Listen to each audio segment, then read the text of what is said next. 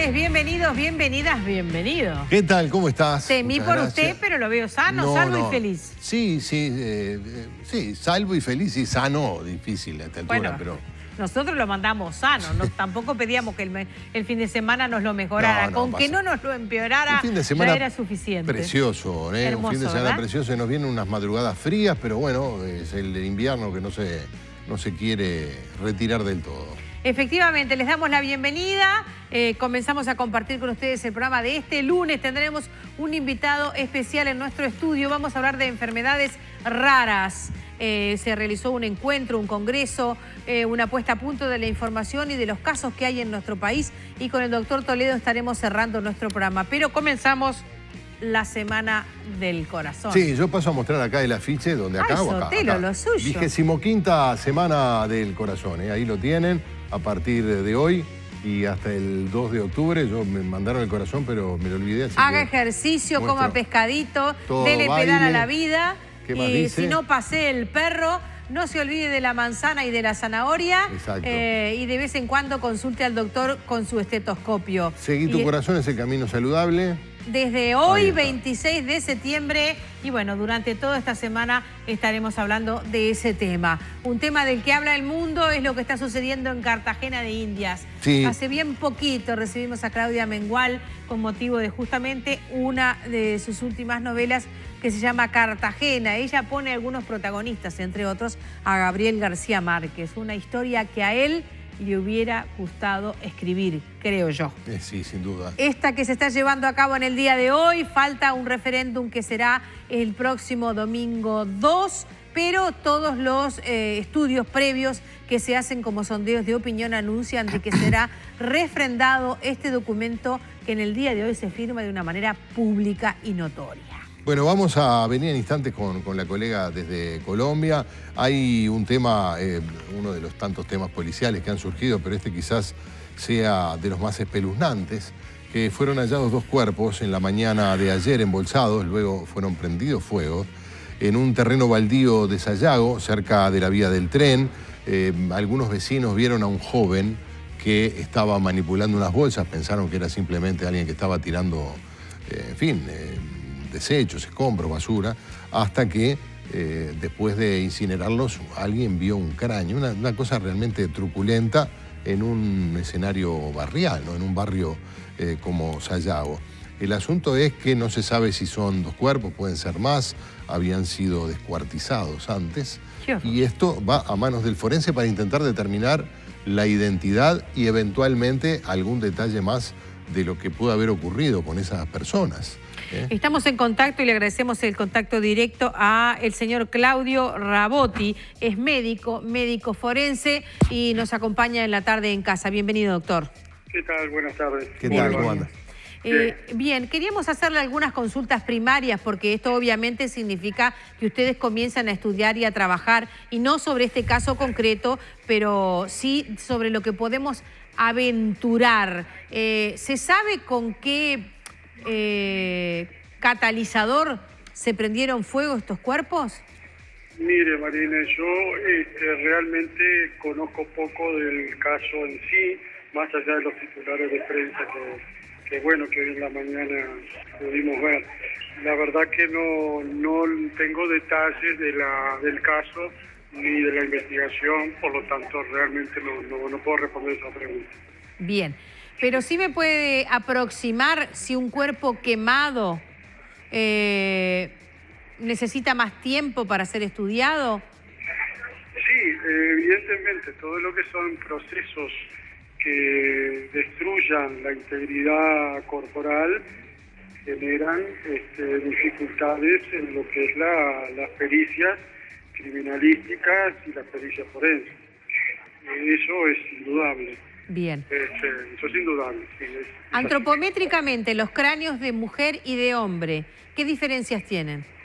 Tienen algunas diferencias vinculadas a determinadas dimensiones y determinadas características en algunas zonas, sobre todo en lo que es la parte particularmente facial, lo que vendría a ser macizo facial, particularmente hay ahí, en esa zona, agrupadas una cantidad de características que pueden ayudar a los expertos a diferenciar el sexo, y después también en algunas otras zonas del cráneo, como es la zona mastoides, también puede haber alguna otra característica que ayuden a hacer una diferenciación. Claro, doctor, tratándose de cuerpos calcinados que previamente habían sido descuartizados, ¿se puede determinar algún dato más sobre las circunstancias de la muerte? ¿O es probable que queden restos de ADN a pesar de que hayan sido prendido fuego?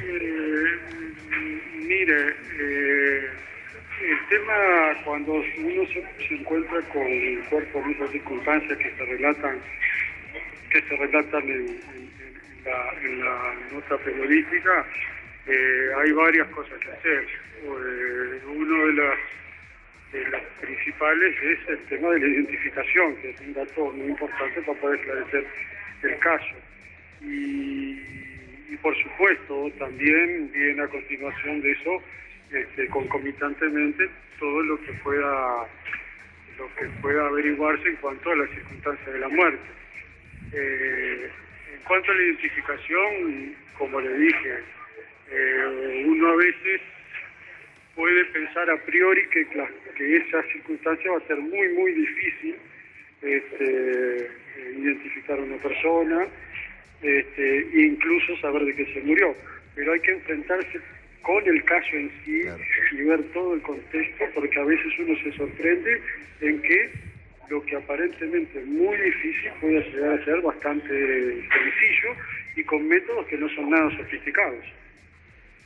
Claro, ni siquiera apelando al ADN, por ejemplo. No, a veces no es necesario llegar a ese estudio, que es una herramienta muy importante, pero que a veces hay otra cantidad de métodos de identificación mucho más sencillos que vienen de la historia, de lo que es la medicina forense, y que a veces con eso ya se resuelve el caso de la identificación sin necesidad de métodos específicos. Pero, o sea, específico me refiero a más evolucionados. Sí, a más sofisticados, claro. Más sofisticados.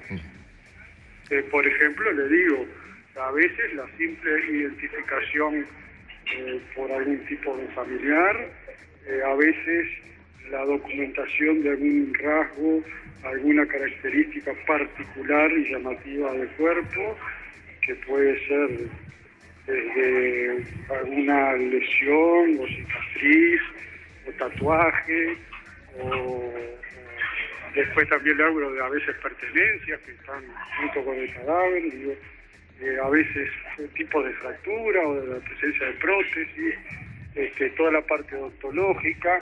Después el otro tema que es sujeto a la conservación, todo el tema muy importante que Uruguay tiene en eso un enorme valor, que es toda la parte de dactiloscopía, que estamos muy bien, y a veces uno puede pensar que en un cadáver carbonizado puede no encontrarse nada, y a veces con estos métodos sencillos y que tienen mucha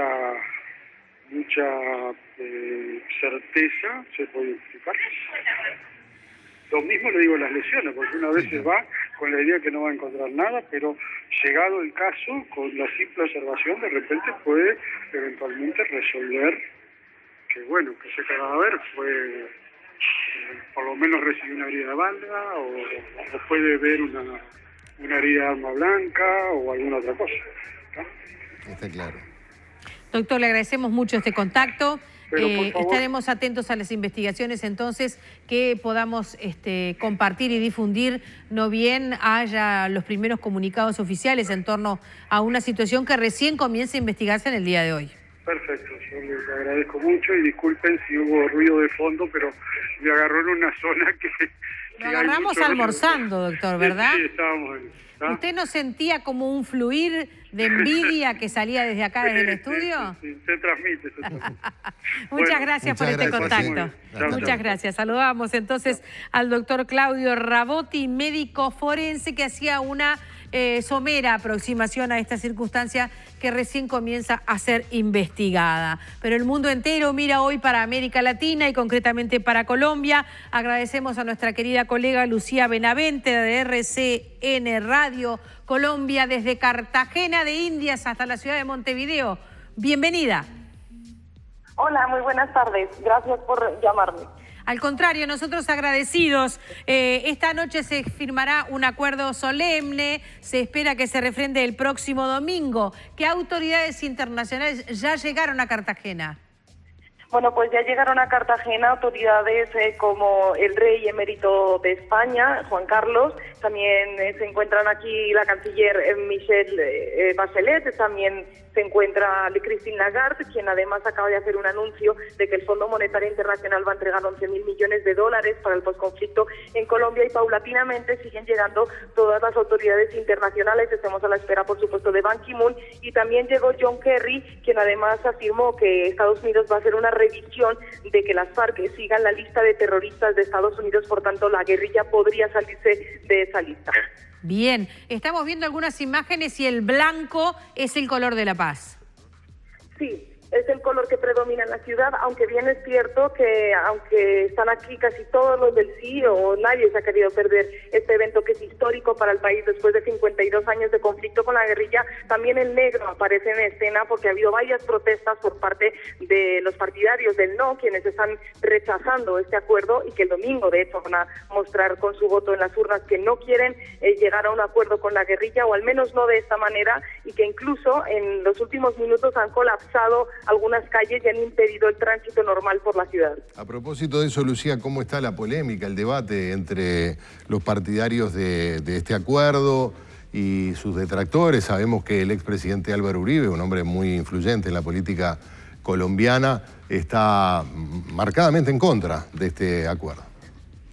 Sí, de hecho ha polarizado muchísimo al país este proceso de paz, especialmente por el tema del plebiscito, porque se han hecho dos campañas muy fuertes por el sí y por el no. La del sí ha estado liderada por el expresidente César Gaviria y por supuesto toda la delegación y todo el gobierno de Juan Manuel Santos, pero el no lo que ha hecho es darle protagonismo al expresidente Álvaro Uribe, quien en su día también hizo un proceso de paz con los paramilitares, y de Andrés Pastrana, que en su día intentó llevar a cabo un proceso de paz con la guerrilla de las FARC en el Caguán, en Colombia, y que fue frustrado. Eso fue en los años 90.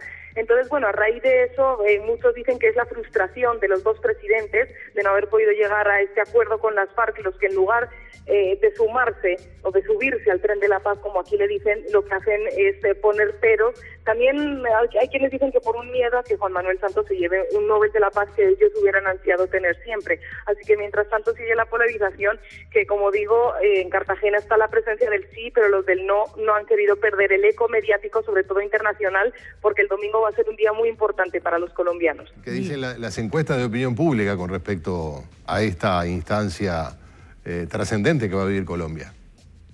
Pues según las encuestas, la última que se publicó además a través de RCN Radio, más del 50% de los colombianos estaría para votar por el sí, hay un 30% aproximado que votaría por el no y todavía existe más de un 10% de abstención.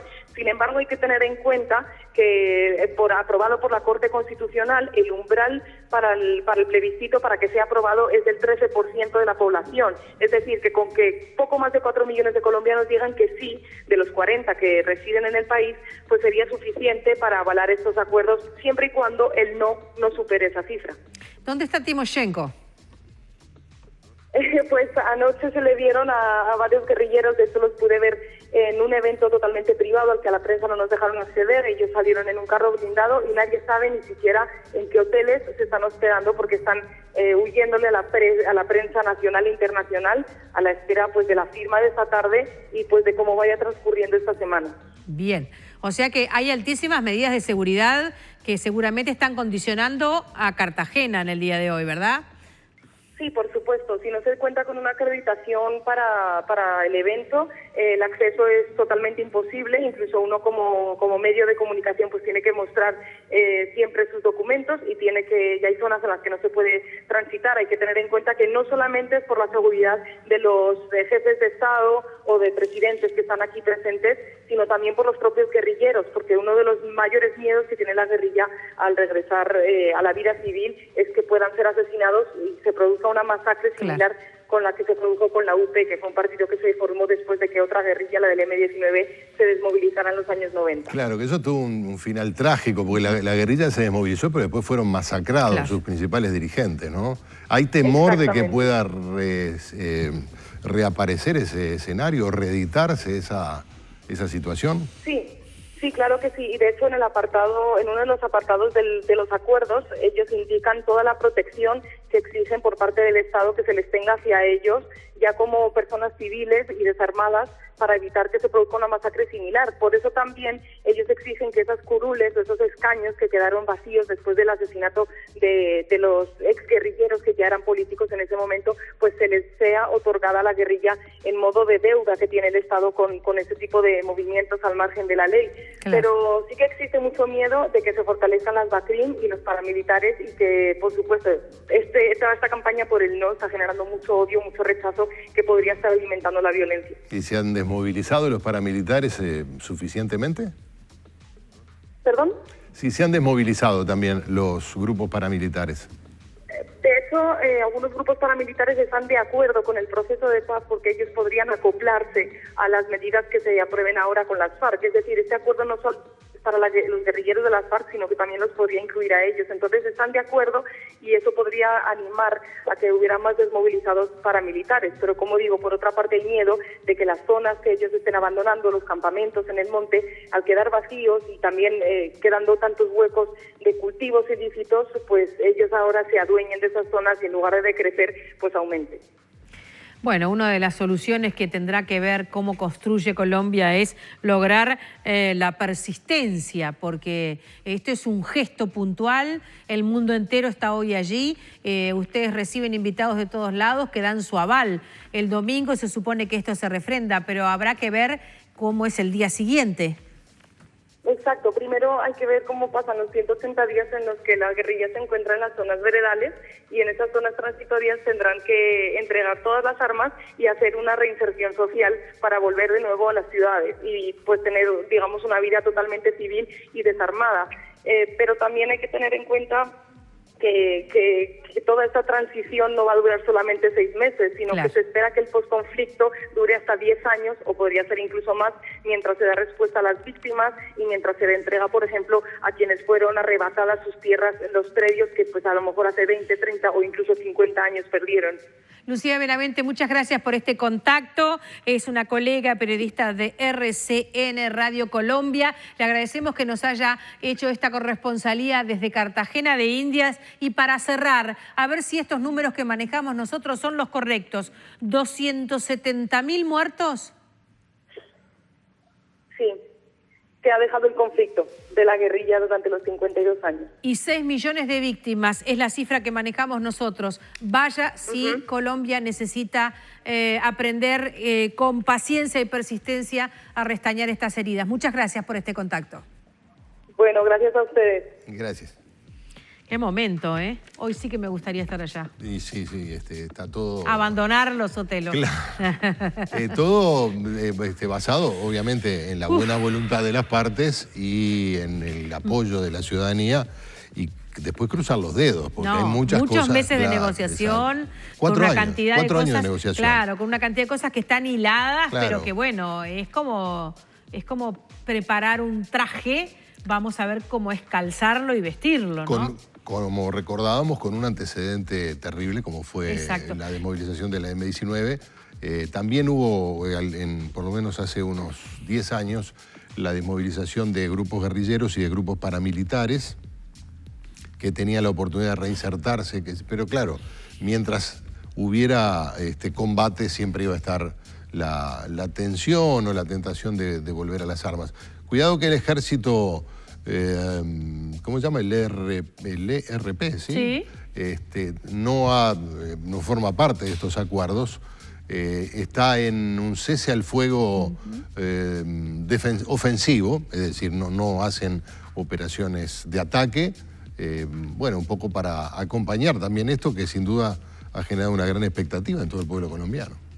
Vale la pena que se queden con nosotros, amigos. Ahora vamos a una pausa. Bienvenida Verónica, que dice: muchas gracias por difundir el encuentro iberoamericano de enfermedades raras. Ahora vamos al caso de su hija de 4 años que padece una de esas enfermedades. Estaremos hablando de todas en la medida de lo posible, por lo pronto a la hora de enumerarla, porque no son tantas ni tampoco sus pacientes. Eso es alguna de las características que la ponen en el casillero de raras. Pero la idea es que, bueno, tengan la atención que necesitan y sobre todo la medicación, que es más importante aún. Vamos a una pausita y volvemos con una encuesta que sacó el Ministerio de Acción Social. Desarrollo Social, sí, el MIDES. Gracias, MIDES, ahí no me salía la sigla.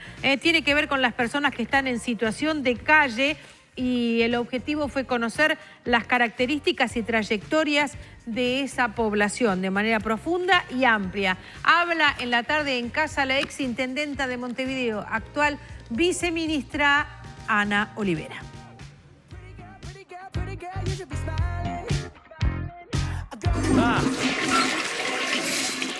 ¿Ese es mi cepillo de dientes? Sí. Usa Raid Max mata cucarachas y arañas sin olor. ¿Raid? Y elimínalas de tu casa. Raid los mata bien muertos. Protege a tu familia.